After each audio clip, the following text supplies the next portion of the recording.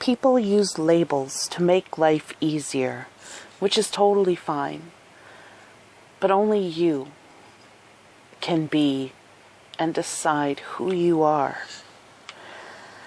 Welcome to the Canadian Antagonist, and I just wanted to welcome everyone. I began this project because I wanted to talk about my atheism. I wanted to talk about all the little things that I see going on in this world that are really affecting it in such a negative way. But I'm also finding that time is the enemy of any kind of ire that might be kicked up by any kind of irritation that happened because I watched an inflammatory news video or something. I am going to talk about my atheism, but I don't think I'm going to talk to you about it the way I thought I would. I was going to break it down blow by blow, how my life started out, but in the end, I used to sum it up when I was a teenager as I was born and raised Catholic, confirmed Anglican. My mom married a Presbyterian, and I became a witch. Now, 20 years after that time, I'm working out where I fit, what it is that works for me. I used to watch Buffy the Vampire Slayer when I was younger, and to be honest with you, it's been an initiation rite for every boy I've ever dated since my teen years. Ironically, I never forced my husband to sit down and watch it with me until recently, and it's so wonderful to revisit some of Joss's previous works, and it does make me feel connected. And then of course watching Angel afterwards makes me feel like the PTB, or the powers that be, could exist out there. So the first part of my atheism is agnosticism. I don't know. I think that's the most important thing about all of this, is I don't know. But the atheist part is because I don't believe. I don't believe that what organized religion, and for me especially Christianity, since that's where my experiences lie, not only do I not think it has the answers, I don't think it has any answers. In fact, I've never seen more than lies. Listen, I was always taught a lot about religion, and the first part of my life, I actually lived in Damascus, Syria. I went to Jerusalem for Christmas and kissed the statue of the baby Jesus and touched that spot that apparently in Jerusalem where Jesus was born. But that was in the 80s. As I grew up even further still, as a teenager, I started to learn more about individuals. You see, I've always had a very odd sense of humor sometimes, and I will describe things in ways that, well, my limited sphere is always called odd. I would hope that maybe I could find some kindred spirits on the net, but it's too young to tell, too early to tell. I can sum up what religion taught me in a few different adjectives.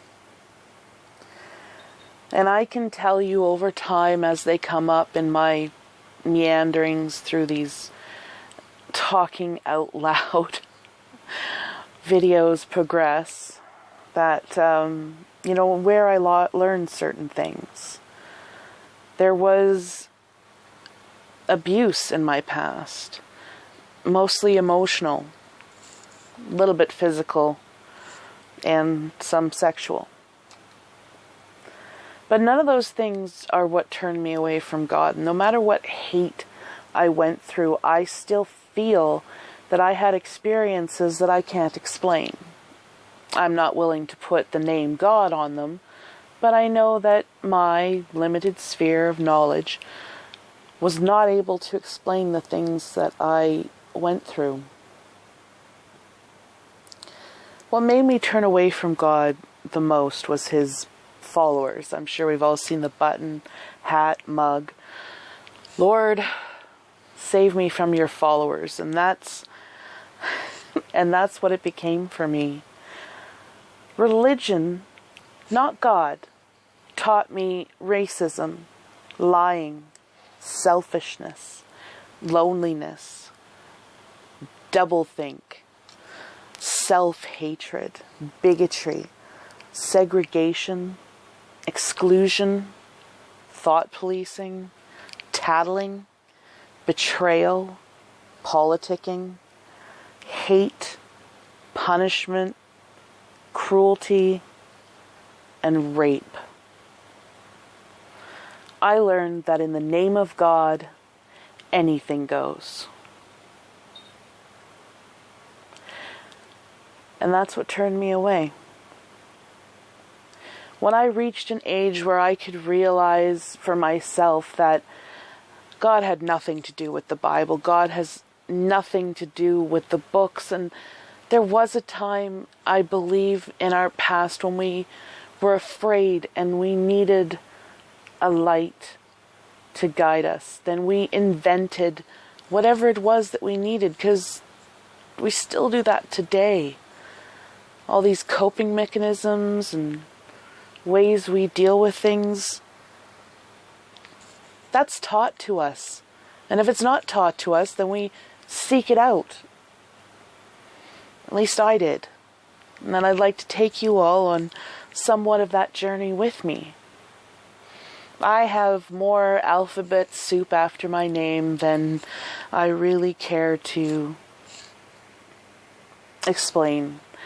I've had every label that I think you can have for organic and environmental mental illnesses. I've worked in pharmacies and banks, and I've done so many years of schooling, and I found that my passion was to be nothing more than an eternal student. So here I am, sharing what I've learned in my existence so far on this world. It's gonna get weird.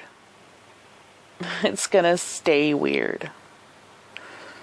But I would take weird any day of the week, because humanity cannot handle too much reality.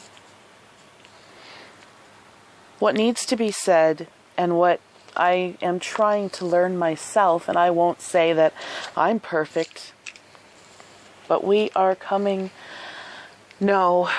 existing in an age of destruction, where we cannot take something that was wonderful at one point without dissecting it further, and it's almost the more we know, the less there is to wonder or to awe.